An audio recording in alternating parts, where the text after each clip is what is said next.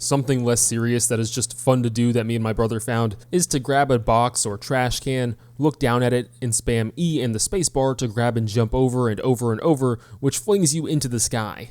If you use the skateboard for this, you can do some pretty crazy stuff. Using a box just lets you go straight up into the sky a little easier than really anything else. But again, you're just spamming the E key and the spacebar.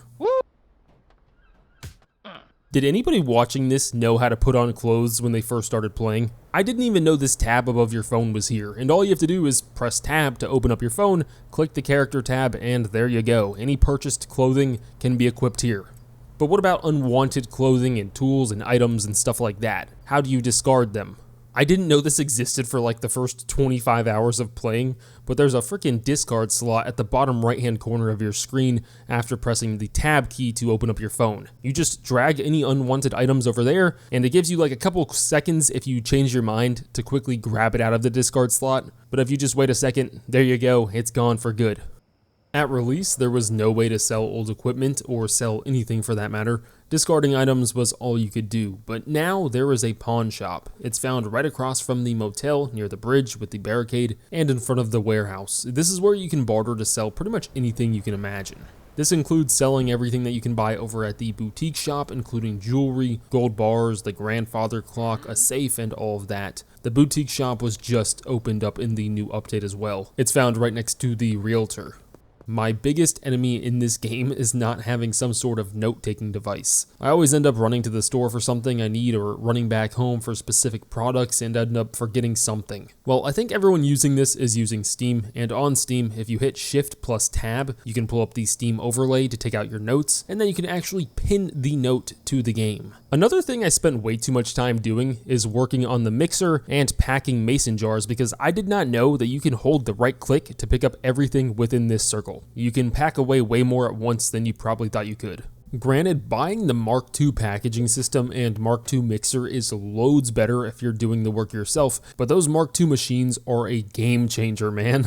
I hadn't checked the store in a while, so I didn't even know they existed for like the first 10 to 15 hours. Another thing, if you didn't know that could save you a ton of time, is you know how a lot of games you either double click or control click to quickly swap items to other inventories? Well, it took me a long time to realize, probably too long, that in Schedule 1 you can just hold shift and then left click or right click. You do this quickly to trade with dealers, customers, mixers, your storage, and anything you can think of that involves swapping inventories. If you left click, it'll auto swap the whole stack of whatever you're doing, and then shift right click to select a single unit. Or with money a small amount, like usually $100 for each time you right click.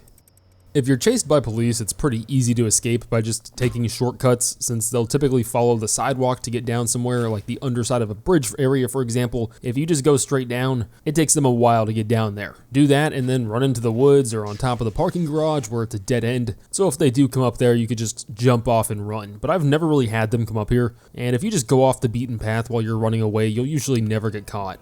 If you do think you might get arrested, it also might be a good idea to just toss your contraband into a nearby stash. That way you don't lose it. They will not take it from there as of now, even if they see you putting something in there. If you're frequently getting into situations where police are searching you, it's best to spread out anything that they might want to take. Like leave an empty space or something else in between each of your products. This is because having your products immediately next to each other makes it nearly impossible to conceal all of them without getting busted. It's best to just steer clear of police and avoid the barricades by going under that bridge and through alleyways. But that's where the golden skateboard comes in. This thing is freaking insane, and if the developer ever watches this somehow, the skateboard is not OP. Please don't nerf it, leave it be. This is some of the most fun I've had in here, and if anything, I hope the skateboard physics only improve. I wish I would have bought it sooner because it's only $1,500 cash right now, cheaper than any vehicle, and makes more sense to use than any other vehicle, other than maybe to move a lot of things at once between houses. And even then, it's like I can just make multiple runs on the skateboard faster. Delivering products on this thing feels amazing. I hope eventually we can have something like a backpack to hold more inventory while we skate, but right now this is still the best piece of movement in the game.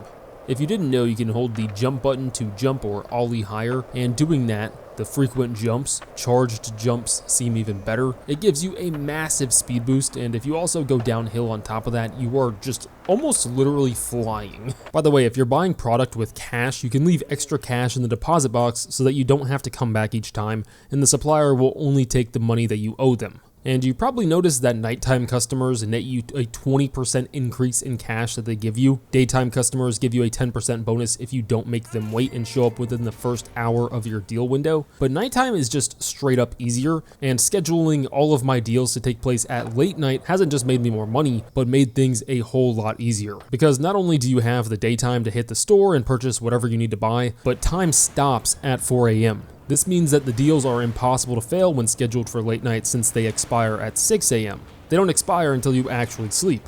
Dealers will sell everything, at least for me. I can give a dealer anything, even if I have not listed it, and they will eventually sell it. If you have like a couple pieces of a product you also don't want to list, you can even just sell them to random customers on the street. They'll buy whatever if you're just randomly selling to them.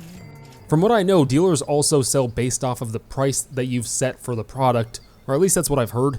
And yeah, if your price is set too high, it's not going to sell too well. I always price at the recommended price or slightly under. Apparently having a slot open at the right side end of the dealer's inventory will help them sell so that they can break mason jars into baggies, since they have their own supply of baggies, and leaving that one side open gives them space to do that if you gave them jars. Bricks will break into mason jars, so you might want to leave 2 slots open when dealing with bricks, since they turn into jars and then baggies. It's really just best to give these guys jars or bricks if you can, so that they can hold more if you have lots of overstock to give. Also, try to keep it simple. Give dealers 1 or 2 products, all of similar quality. These are all things that might matter a little bit, but ultimately don't matter that much because eventually the dealer seems to sell whatever you gave them, but that might fix any issues you're having. Because customers will buy whatever you have. If you're only selling white Coca-Cola, all of the customers will request to buy that, if that's the only thing that you have listed. If you only give that to the dealer, he should still be able to sell it to everyone. Now, if you have other products listed and the dealer only has one thing, he might just be selling that to customers that have low standards and are willing to take something in place of what they asked him for, but they will eventually sell it. You should just delist anything that you're not selling though. Also at 4 a.m. you can do everything like plant and package and finish any late night deals, but workers stop working, dealers will stop dealing, and plants stop growing. The water in those plants will still expire though, so there's no point in watering your plants if it's 4 a.m. unless you're intending to go to sleep immediately after. So make sure it's not 4 a.m. if you're wondering why your workers and dealers are not doing anything. By the way, don't forget that you can check the dealer app to see what they have left in stock and how much money they have on them without having to actually go to each one.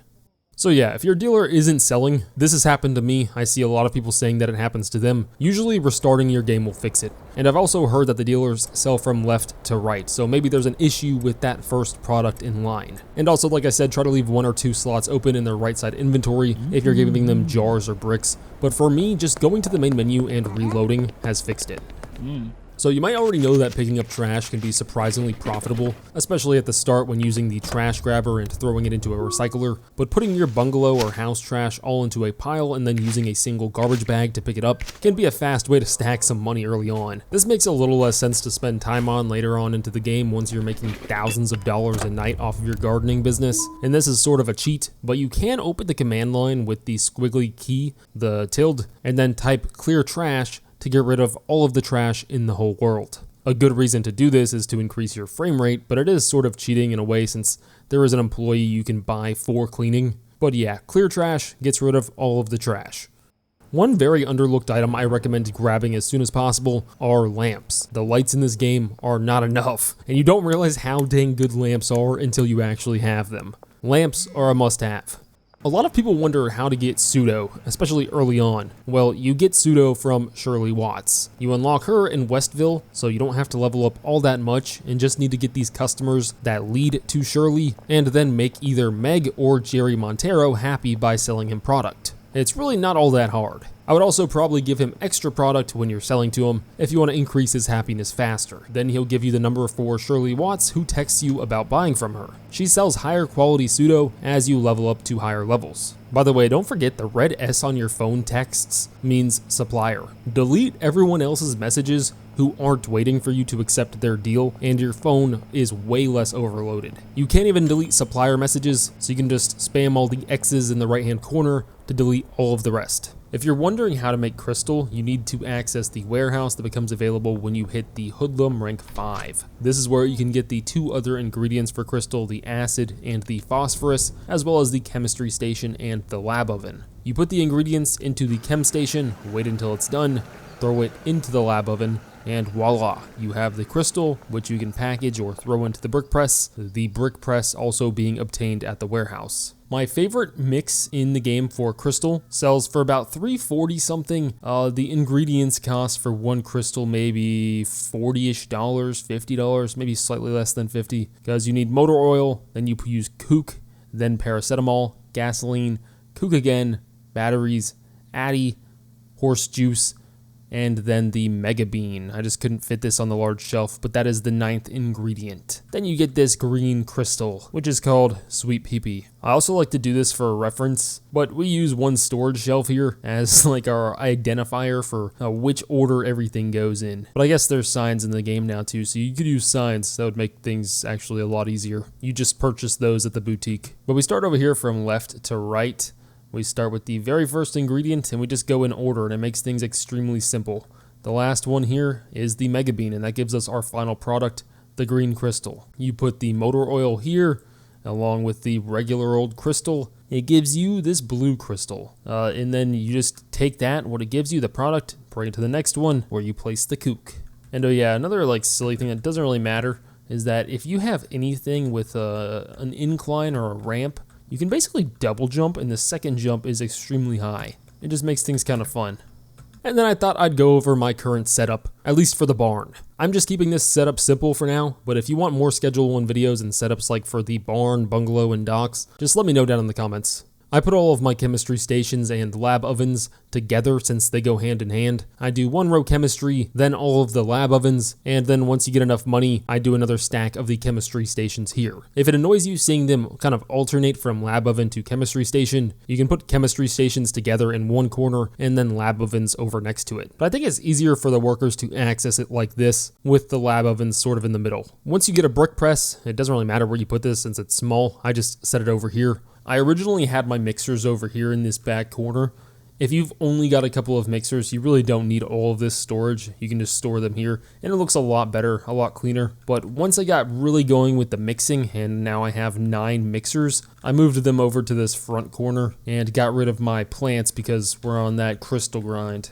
And here's my storage systems here. I use all large shelves. If you wanted, you could use varying sizes to fit them in here better and maybe even look a little more aesthetic, but I just like to keep it simple. The only thing is on the end caps, I use a small shelf just for the extra storage. And oh yeah, I put 9 beds for the employees up top. You can freaking smush these things in here. There's plenty of room downstairs if you have any extra employees so that you can stick some extra beds down there. No, you cannot have worker beds in another house. I believe that used to be a thing, but was patched out in the recent update. Once I left the barn, I just left the bungalow as my packaging station / greenhouse. You could easily move this to an open corner of the barn or use that corner for another product. Another thing I wish I knew sooner was how to better use and manage workers or employees, and also some tricks that you probably didn't know that go along with those. If you don't know how to get workers, you get them after unlocking the warehouse. I got the call on the payphone, which follows your quests. You can only access the warehouse from 6 p.m. until like 4 a.m. I think. And that's when you can come upstairs and speak to the boss or look at the board here to get a view of what the workers do and how much you have to pay to employ them. The price looks expensive, but it is well worth it. It's actually quite cheap for the amount of work that they do and how much more you can profit off of them. It's important to be 100% sure of the location you want the employees at because after you purchase them, you cannot move them. Workers cannot be moved to another location. You can only fire them and then purchase another or rehire them. Once you have them at their new place of employment, the bungalow, the barn, or wherever you're at, we can get going. To assign workers, it's a little convoluted in comparison to the rest of the game, but it's not all that hard. They first need a bed. If it's nighttime, you can surprisingly buy a bed at the gas station. And the bed has to be at the location that you chose for your worker. So if they're working at the barn, the bed has to be at the barn. Take out your clipboard that is now in your inventory, click on the bed, and then find the unassigned bed and left click it. Also make sure that there is money inside of the briefcase, otherwise they will not work. I usually keep like 2 or 3 days worth of money in here at least. Now we need to instruct them with what to do. They're like little babies that need to be coddled and will only do what you specifically instruct them to do. Apparently you can hit them if they're slacking off according to the loading screen. I've never had that actually do anything though. So let's start with how to use the chemist, since they're maybe the more annoying and people seem to have the most trouble with them. But you give the chemist a bed, pay them, and then take out your clipboard. Now you can assign their equipment as the chemistry tables and the lab ovens. That's just an example. You can assign them to a few different pieces of equipment, but press the E key while hovering on the chemistry table and then direct it to a lab oven. Left click it to confirm. Do that with every chemistry table. Now do the same thing with each lab oven, directing them to whatever shelves you want the crystal to end up on. You should have a nice little flow going from the chemistry table to the lab oven over to the shelf. Now, how do you get the product to the chemistry table? The ingredients, I mean, not the actual product itself. Because the chemist will not take items off of a shelf. You need a handler. You purchase the handler from the warehouse just like we did the chemist. You need to assign the handler a route leading to each chemistry table. Take out your clipboard and access his